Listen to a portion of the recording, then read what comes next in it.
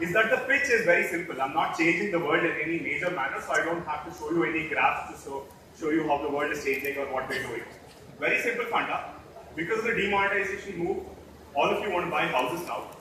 Tomorrow, if you buy a house that's cheap and you want to have a housewarming ceremony or a housewarming party, you need a bunch of service providers for that party or ceremony. You probably need a pundit, you probably need a caterer, you probably need a decorator, you need a shamiana guy, you need someone to give you the return gifts and all of that. Instead of you having to run around, meet these people, negotiate with them, come down to prices, have multiple phone calls, not understand what they're saying, follow up with them, you just come on Eventusol, you tell us what the requirements are, and we handle everything end to end. That's Eventusol. Right? So, a little bit about my team. TJ is here, he's right here, he's my co-founder. How many of you from Bangalore here? Yeah, awesome. So, how many, you must know about this place called Diksha here, that is like a IIT AI factory. TJ and I ended up there as guinea pigs in the very first batch of Diksha, so we've been through hell already, so running a startup together is quite easy. Then he handles the tech, and then there's Setu who handles the UI UX. He's in Seattle right now. We just woke him up so that he can see the video of me talking to all of you. Then there's me. I pretend to be the link between tech and design and handle the marketing, sales, admin, ops, all that kind of stuff. So what's the problem with event planning, right? So it started off very simply. How many people here go from Andhra? I know it's a neighboring state and all that. Yeah, 1, 2, 3, cool. So this is a rule in Andhra Pradesh, right? Especially in Hyderabad.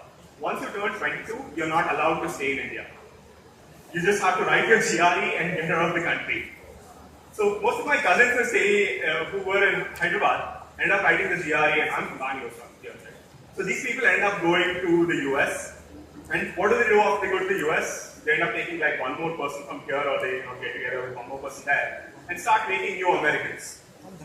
And what happens then is that they have naming ceremonies for these kids, or the first birthday parties, and they fly down to Bangalore or back home, and they try having these parties and ceremonies. Usually they have to book their flight about 10, 7 days in advance just to come and run around, and these people have no idea. Dollars and rupees, they can't negotiate and stuff. So they'll find one bakra here, one cousin, or one, if their parents are, able to run around, they'll find the parents, or they'll find a cousin like me who has to do it. And I was usually this cousin because, around 25, 26 years old, I can run around, I speak 4, 5 languages. There's Uber and Ola in Bangalore. Why don't you run around and do this for us? That's when I realized, why is this happening the same way? The way my naming ceremony was done 26 years ago, when my parents went and asked probably a neighbor or my grandmom or someone if we have a pundit they can talk to, and then went to a caterer, they tried to remember whose gobi manchuri was good in which housewarming ceremony, and they try and track down that guy and have a negotiation and all that. Realize it's a very, very tough process, right? It's such a long process, but it's one of those processes we've taken for granted. We're if there's going to be a function or an event at home, it's going to take that long. We have to go hunt for these people, then sit down, have a negotiation, and it's a very cumbersome process. And it's kind of like, the people from Bangalore will understand this. It's kind of like going and shopping for jeans on Commercial Street. You go to a Levi's store, you know what the price is, but if you go to Commercial Street, if the guy says it's starting at 3,000 rupees, you'll try and negotiate and bring it out to 2. If he starts at 2, you'll try and bring it out to 1. And it's not something you do very often, so you have no idea what the actual market is like. So the problems we solve are it requires multiple vendors or multiple meetings, and human interaction is something our generation is not at all happy with. We want to do away with it as much as possible, so that's something we want to remove. That's time consuming and it's difficult to take decisions, right? So you have no idea. There are no ratings. It's not like an Uber car where there's 4.7 rating, 4.6 rating, 4.5 rating. You have no idea. And the pricing is always dictated by the vendors. So what we did was we took this pricing funda and we turned it around on the head. We said instead of you having to go and negotiate with these people, why not make them bid for your order? So say for example, you're in Kormangla and you want to have a house party for 100 guests and you have a menu which you come on if it's already tell us. We figure out the 10 best possible vendors in your vicinity who can deliver this within your budget and given your requirements and all that. And we make them bid for your order. So not only are we making sure that you don't have to do anything, but also making sure we get to the best possible price in the process. And there are no assurances, and there's no streamlined process, right? We come from a generation that's used to updates. Uber tells me my cab is 3 minutes away. Flipkart tells me as soon as the delivery boy is on the bike. Pizza Hut tells me as soon as my pizza's out of the oven. And we're a generation that's used to updates. And during events and functions and stuff, there's always this one person in the family who's told to just sit there and call up and find out if this vendor's coming on time, if that person brought the right thing, if this person's going to show up at all, and that sort of thing. And another huge process is the payment part. Right? So this used to be, and we're very glad about the demonetization move, because this used to be an industry where people would make large cash payments. And now, thanks to the demonetization move, we get to play a much larger role because people are comfortable paying online, there's transparency in the process. And by doing this, we're bringing a lot of vendors on board and bringing them onto the tax-paying forums as well. So that's the solution we offer. We basically leverage technology. There's a vendor app on the vendor side which gives them qualified leads. On the consumer side, it's an exaggerated form which mimics the process of an interview you would have, meeting you would have with the vendor in the first place, where you tell all the requirements, what your budget is, what you require, when you require it, and all of that. We give you accurate quotes, take care of end-to-end, we remain your single point of contact. And in cities like Bangalore, where we see a lot of migration, right? Like about 60% of the city here, we didn't originate here, we moved here either for work or to study or something of the sort. There's such a huge gap in terms of language, in terms of communication. When we remain the single point of contact and on a technology scale, it becomes easy for users also to interact with the vendors and stay in the loop throughout the process. Currently, we're going through a transaction fee model, and I'll tell you how this works out for both the consumer as well as the vendor. For the vendors, we're giving them multiple orders, so we're giving them volumes enough for them to reduce the prices for us. And so reverse auction model, so they're bidding for the process along with their competitors. And for the consumers, instead of them having to pay, say, 1,200 rupees, they end up paying 900 rupees for something, because we are giving them that negotiating power. We are giving them that ability to actually go ahead and leverage all our data, because we have so many events that we've handled and we know exactly what it must cost, and we make sure that we're on their side all the time. So we get about 7 to 15% of each transaction, and it's a huge market. So we see use cases ranging from NRIs who want to book events in Bangalore for their parents, or for them when they're coming down to have a naming ceremony or a housewarming ceremony and all that.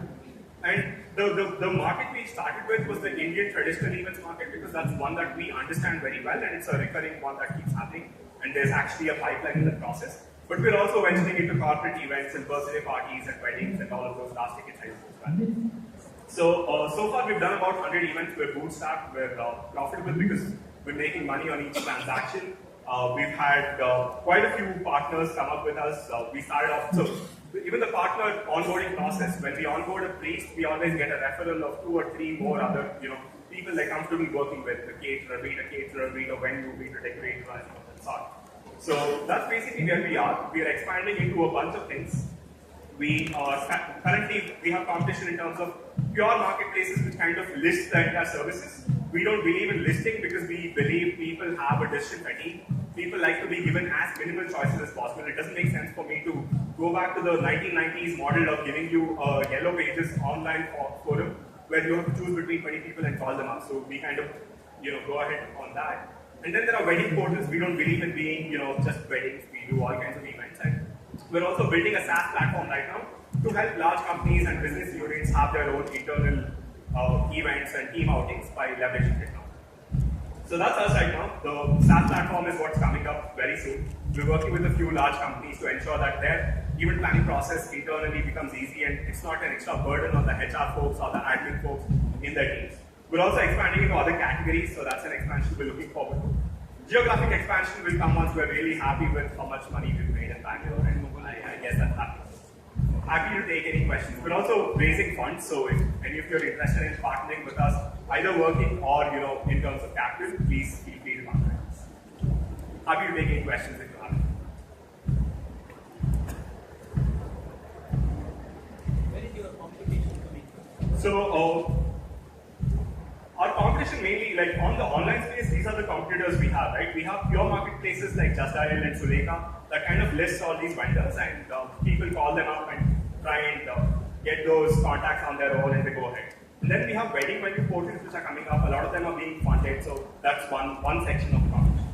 Then there are horizontal marketplaces like Urban Clap and Local Lawyer and all of them which are trying to venture into a lot of other markets, but we believe a certain level of specialization is required in the event space. Then there are traditional event marketplaces like Book My Pandit and online forums that are just focusing on one single market. But then again, they are also into listing rather than having the direct connection sort of thing. And then there are similar players like eBike and Planica who are actually targeting their own niche markets, and we believe the pie is going to only get bigger from this. So, and the real competition actually is with the old processes, the traditional processes, where people still believe they can go and post on a put me in touch Facebook group and get qualified leads, or if they can go and talk to their neighbor or their relative and get qualified leads. We believe that's the truth. Converting competitors to collaborators? Oh yes, on most cases, wherever we see synergy, we are trying to feed off competitors as collaborators. Like I can give you a very simple example of there's a startup called Grab on Rent, which basically deals with renting out chairs and tables and sofas and fans and all those things to events. We have a direct collaboration with them when we ensure that that happens. We're also collaborating with real estate portals to ensure that we can take their leads, because we build a certain amount of trust for them, and when someone buys a home online, they're more likely to book an event for the group or the housewarming ceremony online as well. So we're collaborating with a bunch of players. We also have a collaboration with Uber for transport from these events.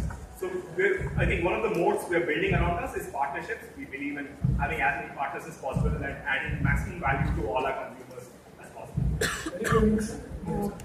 I think we can take questions. So sorry. Sure. Thank you, Thanks so much. Thank you so much.